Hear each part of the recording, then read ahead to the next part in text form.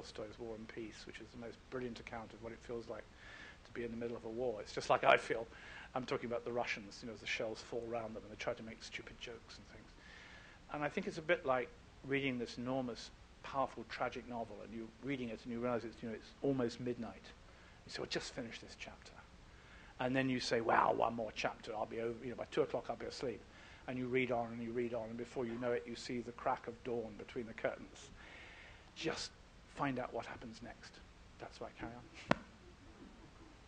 on. Another lady over there in the corner. See, I'm very conscious of gender equality in the United States. I actually got berated at Brown University once for saying, no, you've had 5 men and only 2 women. I was searching desperately, putting my other glasses on. Carry on. Happy to help in the gender balance. Good. Robert, when you were talking about the preparations for the war, the current war in Iraq, and learning from history, I remember reading shortly after the commencement of the war in the New Yorker, and I can't remember who the author was, but talked about the advice that came from the State Department to the President and to the Defense Department and the rest of them about what happens when you invade a country and what you need to protect. And if I remember correctly... I read it, but I don't think it was Cy Hirsch, but I did read it myself, yeah. And if I remember correctly, because I generally remember ideas rather than facts, You'll never be a journalist. Exactly. This is why I've come to listen to you. But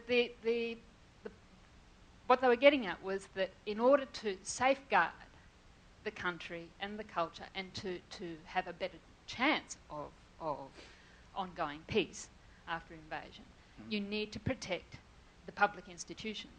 So the information, the advice and the understanding seemed to be there. It was whether or not there was the will to listen further up the line. Is that, would you agree with that We analysis? know the State Department did have plans and they had a lot of experts, but Rumsfeld basically thinned out the experts and wasn't really interested in planning because this was shock and awe. There you go. Look, I still put it down to 24-hour TV as well. Will we get Saddam's capture on prime time?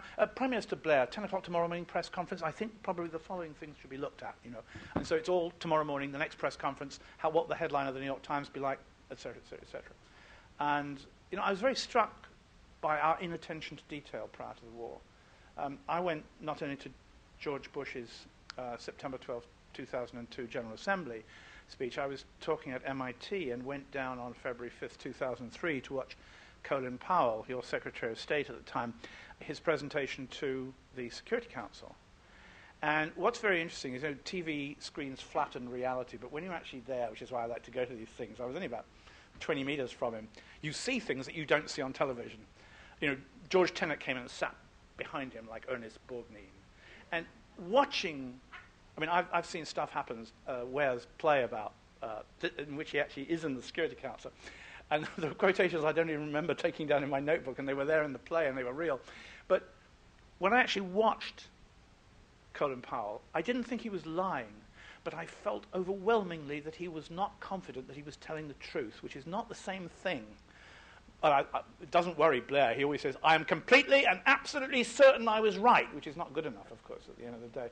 But what was very interesting is that while Colin Powell was giving his absolute, complete evidence that there were weapons of mass destruction, there was a huge screen, and on it came, you didn't see this on TV, on it came a picture of a Iraqi railway carriage, a sort of cutaway.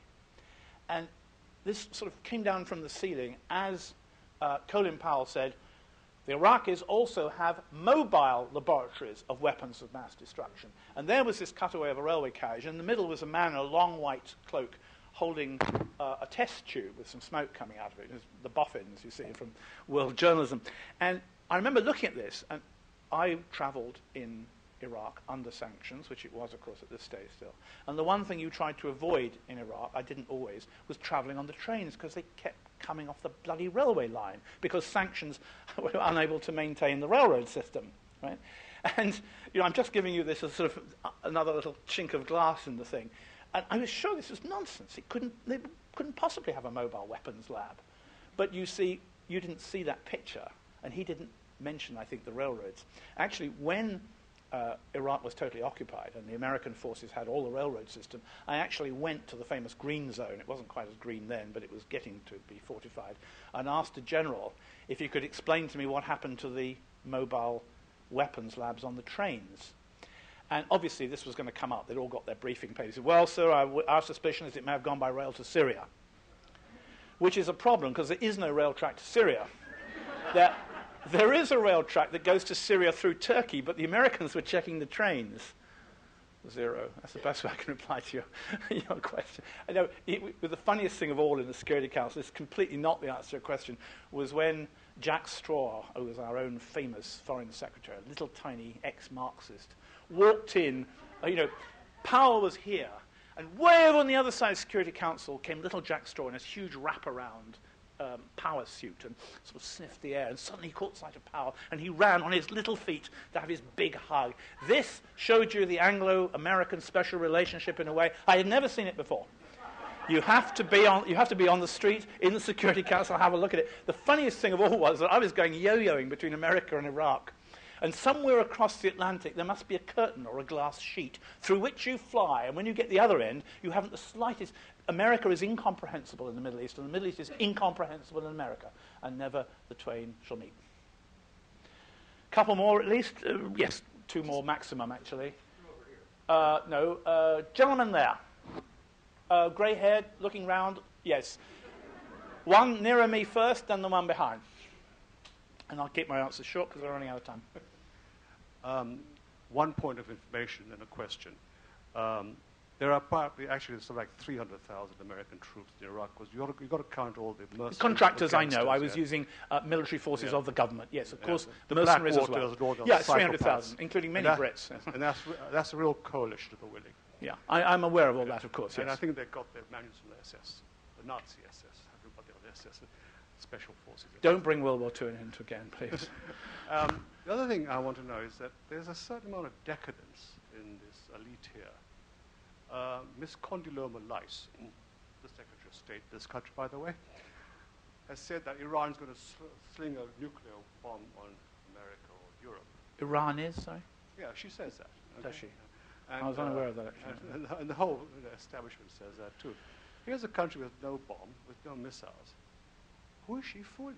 And why is this kind of talk going on? Well, you obviously feel she is. I mean, I think you've probably got your own answer to that. No, what I'm objecting to is the World War II bit. Actually, a tangent from here, just on World War II. Have you noticed how everybody who wants to go to war evokes the Second World War all the time? It happened when, before Eden invaded Suez, he described Nasser as the Mussolini of the Nile. We kept having parallels between Saddam and Hitler. When Menachem Begin's army was advancing on Beirut in 1982, he sent this crazed letter to President Reagan saying he felt as if he was advancing on Berlin with Hitler in his bunker, Hitler being the pathetic and corrupt Arafat. And I remember Uri Avnery, that very fine leftist writer in Israel, wrote a wonderful article, I think in Yedid Aronot, in which he said, Prime Minister, Hitler is dead. And before 2003, one of the American ambassadors to the European Union was lecturing EU diplomats on how there were people who didn't want war before, and they were the appeasers of Neville Chamberlain. And of course, therefore, Mr. Blair, going up the steps of Downing Street past the oil paintings of Lloyd George and Disraeli and Churchill, perhaps felt he could put on the Churchillian waistcoat. The Second World War haunts all our leaders, and they use it all the time. Do you remember what happened when you didn't stand up to Hitler? So every petty dictator around the world now is going to be cloaked in Hitler's uniform with his little SS man behind him. We've got to drop World War II. It was the last just war that the Brits fought in, the Americans fought in, and the Russians fought in. Was Korea just at the beginning, maybe? Vietnam? Britain in Northern Ireland? Britain in Kenya with the Mau Mau? Britain with the Aoka in Cyprus? Russia and Chechnya? Falklands, yes? Could it not have been sold to the United Nations at the end of the day? I suspect so, but we wanted a war. You've got to realise we Brits rather like biffing people all over the place. We always have. But even the Afghans, we lost in 1842. We lost in the 1880s. Just before I do the last question, actually the lady I'll come to. I'm going to let the lady come next, but it's on one other thing. I got given to me not long ago by a very dear friend of mine the official British report on the disaster of the Battle of Maiwand in the Victorian era, when British troops fled in front of a superior Afghan force at the very spot where British troops are fighting today to reconstruct Afghanistan and fight the Taliban. And this, there's an addendum, an annex at the back of this document by Captain Mannering of the British Army. This is 1882, 85, I can't remember the exact date, who says and describes, he was an eyewitness, how as the British fought in lines of riflemen firing, and then the next line would come up and fire, among the Afghans were some with black turbans, and they would choose one British soldier in the line, and even though most of them would die going for him, they went for that man and dragged him out, and in front of his comrades they cut his throat. And he said, these men were called Taliban. 1882. Ouch. The lady over here. I apologize, this may be redundant, but I'm very concerned about the female warrior image that's coming through from the Palins of the world and the sort of tie with Christianity and religion and pro-Israelism and messianic stuff. And I'm very... Palin is not messianic, I can promise you that. But what I'm saying, but there's this whole sort of premillennialist kind of cultishness that comes through in her brand of ideology and worldview. And I really feel very concerned if McCain and Palin hit the road, that there really may be, more of this kind of thinking. And I just wondered if you've looked at Palin and the McCain campaign and their ties with sort of pro-Israelism, or her ties in particular. I think this is an American argument. I think if you live in the Middle East, it doesn't look much different, whoever it is. I've said that before.